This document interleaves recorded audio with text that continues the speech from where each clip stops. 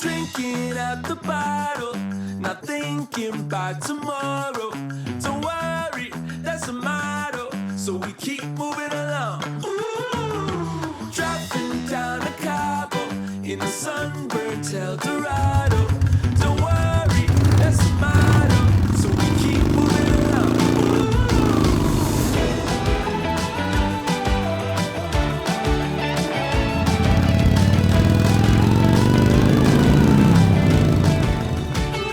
네, 안녕하세요. 모터그래프 박흥준입니다. 오늘 저는 태국 파타야 외곽에 있는 비라서킷이라는 곳에 나와 있습니다.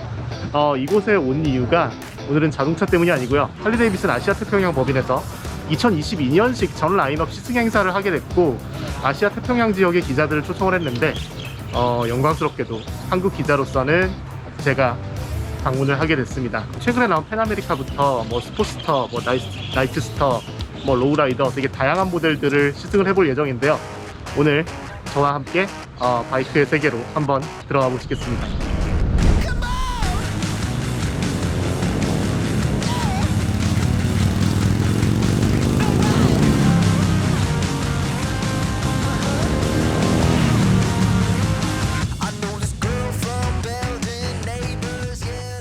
이곳은 태국에서도 상당히 오랜 역사를 가지고 있는 서킷입니다. 카트레이스는 물론이고요, 타일랜드 슈퍼시리즈 같은 현지 경기도 열리고요, GT3 클래스라든지 WTCR 같은 세계적인 모터스포츠 이벤트도 열리는 곳입니다. 우리나라의 인제스피디움이나 에버랜드 스피드웨이 같은 곳이라고 하면 될 것 같네요. 그런데 아무리 생각해도 좀 낯설었던 게 사실입니다. 할리데이비슨 하면 떠오르는 이미지와 행사 장소가 도무지 어울리지 않았거든요. 우리가 생각하는 할리데이비슨, 특유의 배기음을 만끽하면서 끝이 보이지 않는 길고 한적한 도로를 달리는 모습이 떠오르실 겁니다. 그런데 서킷이라니, 심지어는 더트코스, 그러니까 오프로드까지 마련이 됐다고 강조했습니다. 실제로도 이날 행사 관계자들 입에서는 퍼포먼스, 오프로드, 트레일 같은 단어가 난무했어요. 아무튼 할리데이비슨 측에서 이런 코스를 마련하는 데에는 다 이유가 있었겠죠. 오전 첫 주행은 온로드에서 진행됐습니다. 비라서킷을 빠져나와서 파타야 외곽의 이 자동차 전용 도로를 한 70여 킬로미터 주행하는 코스였는데요. 첫 파트너 할리데이비슨 로우라이더 ST였습니다. 플래그십 모델인 CVOS에 쓰이는 엔진이죠. 1923cc 미러키 117 엔진을 탑재해서 최고 출력 106마력, 최대 토크 17.2kgNm를 발휘하는 모델입니다. 사실 첫 주행에서 상당히 부담감이 많았습니다. 공차 중량이 무려 327kg에 육박하거든요. 그 무겁다고 하는 혼다 골드윙에 비교하면 한 40kg 정도 가벼운 수준이니까 얼마나 무거운 모델인지 감이 오실 겁니다. 체구가 작은 일부 외국 기자들도 무게가 상당히 부담스럽게 느껴진다는 말을 많이 했는데요. 이렇다 보니까 좁은 길에서 이리저리 방향을 전환해야 하는 도심에서는 상당히 부담스러울 것 같다는 느낌이 들었습니다. 아무튼 서킷을 빠져나와서는 자동차 전용 도로에 진입했습니다. 태국은 모터사이클이 자동차 전용 도로에 진입할 수 있는 나라인데요. 이렇다 보니까 우리나라에서는 경험해 볼 수 없는 탁 트인 도로를 한참 동안 질주할 수 있는 호사를 누려봤습니다. 달리다 보니까 무게에 대한 부담감이 상당히 줄어든 게 인상적이었습니다. 무슨 마법이라도 부린 건지 무게감이 완전히 사라져버리고 안정감만이 가득해서 생각보다 편안하게 주행할 수 있었는데요. 나들목 정도의 코너링은 자연스러운 하중 이동만으로도 손쉽게 통과할 수 있었습니다. 인상적인 대목은 토크였어요. 대부분의 할리데이비슨은 저회전 영역에서 최대 토크가 터져 나오는데, 이렇다 보니까 스로틀을 심하게 감지 않아도 여유로운 주행을 즐길 수 있었습니다. 토크감 자체가 풍부하다 보니까 클러치를 조작하는 데에도 어려움이 없었습니다. 바이크에 적응이 되고 나니까 스로틀을 조금 더 과감하게 감아보기도 했는데요. 목을 가르기 힘들 정도로 강력한 가속감이 인상적이었습니다. 할리데이비슨 특유의 거친 고동감도 이때 뿜어져 나오더라고요. 순식간에 튀어나가는 가속 성능에 허벅지와 팔에는 자연스럽게 힘이 들어가고 긴장감은 더 높아집니다. 속도계는 어느새 100km 이상을 훌쩍 넘어가기도 했죠. 이런 상황에서 다른 바이크들이라면 상체를 잔뜩 웅크리고 맞바람을 최소화해야 됩니다. 속도라든지 상체에 오는 피로도를 좀 줄이기 위해서죠. 그러나 이 로우라이더 ST 같은 경우에는 그럴 일 없이 편안하게 앉아서 속도를 만끽할 수 있었는데요. 전면부에 장착된 거대한 페어링이 공기 흐름을 제어해주다 보니까 보다 편안한 자세로 속도감을 만끽할 수 있었습니다.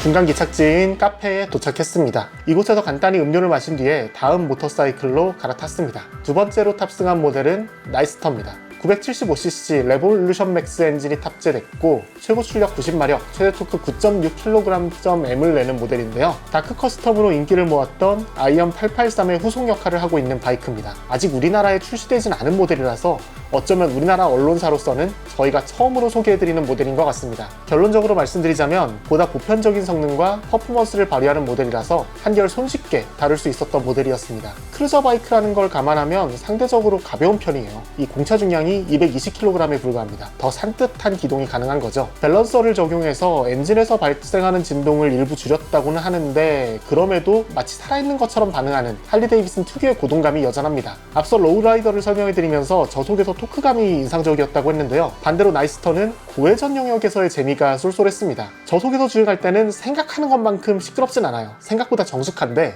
엔진 회전수를 고회전으로 유지하니까 말발굽 소리 같은 특유의 배기음이 계속 발산이 되거든요. 실제로 할리 데이비슨 치곤 꽤나 고회전 영역인 9500rpm까지 사용할 수 있습니다. 이전에 공랭식 엔진 시절에는 꿈도 못 꿀 수준이죠. 이렇다 보니까 사운드를 만끽하기 위해 스로틀을 계속 감게 되고 속도계는 어느덧 아득한 곳까지 가 있는 경우가 부지기수였습니다. 핸들링 성능도 상당히 인상적이었어요. 이 관계자들은 이전 아이언 883보다 무게중심도 낮추고 지상고는 더 높였다고 강조했는데요. 이렇다 보니까 뱅크각에 제한이 있을 수밖에 없던 기존 모델보다 더 적극적인 라이딩이 가능했습니다. 민첩한 데다가 더 적극적으로 차체를 기울일 수 있다 보니까 스포츠 성향의 엔트리 모델을 찾는 소비자들에게도 상당히 적합할 것 같다는 생각이 들었습니다.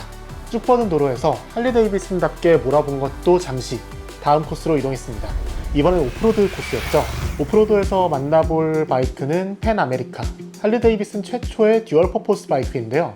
1225cc 레볼루션 맥스 V 트윈 엔진을 탑재해서 최고 출력 150마력을 발휘하는 모델입니다. 할리 데이비슨이 듀얼 퍼포스라니, 온로드 중심의 이 크루저 성격이 강한 할리 데이비슨인데 오프로드라니 뭐 좀 포르쉐가 카이엔을 처음 만들었을 때 이만큼이나 어색했던 느낌이었을까요? 그런데 생각보다 많이 의외였습니다. 강력한 출력과 어마무시한 덩치에 걱정부터 앞섰지만 펜아메리카는 생각보다 친절했거든요. 껑충 솟아있는 차체 때문에 타고 내리기 부담스러울 것 같았는데 시동을 거니까 전자제어 서스펜션이 스스로 차고를 낮춰서 탑승하기 편하게 자세를 조정합니다. 이후에 1단 기어를 체결하면 차고가 다시 높아지고요. 탁 트인 시야도 상당히 인상적인데 연료 탱크가 꽤 커서 시야에 방해가 되지 않을까 했거든요. 비슷한 성격의 BMW GS나 혼다 아프리카 트윈과 비교를 해도 오히려 낫다는 느낌이 더 강했어요. 통상 오프로드에서는 시야 확보를 위해 스탠드 포지션으로 주행하지만 굳이 몸을 세우지 않더라도 전방 장애물을 쉽게 확인하고 대처할 수 있었습니다. 레볼루션 맥스 엔진의 부드러운 응답성은 오프로드에서 자신감을 더하는 요인이었습니다. 저회전 영역에서의 토크감이 상대적으로 약하다 보니까 바이크가 확 튀어나가는 상황을 겪을 일도 없었어요. 그립이 확보되지 않는 모래에서도 꽤나 친절했는데요. 스로틀 조작 실수로 뒤가 흐트러질 기미가 보이면 곧바로 자세를 고쳐 잡습니다. 도로 상황에 맞게 이래저래 차체를 기울이면 바이크가 모든 걸 알아서 제어해주는 느낌이랄까요? 브레이크가 밀릴 것만 같은 모래길이나 진흙탕에서도 아주 점진적이고 꾸준하게 속도를 줄이는 모습이 인상적이었습니다. 주행을 해보고 현지 담당자들과 이야기를 나눴는데 제가 정말 처음 만든 것 치고 너무 잘 만들었다 라고 말했거든요. 그런데 이 관계자들 사실은 처음이 아니라고 말했습니다. 1950년대 전설적인 K 시리즈로 더트레이스를 휩쓸었고 이후 XR750으로 미국의 모터사이클 챔피언십에서 여러 차례 우승컵을 들어올렸다고 하더라고요. 할리 데이비슨에게 있어서 도전과 개척 정신은 뺄래야 빼놓을 수 없는 자신들만의 DNA라고 강조한 모습이 인상적이었습니다. 경력 있는 신입이라는 게 꼭 이런 상황을 두고 하는 말인 것 같죠?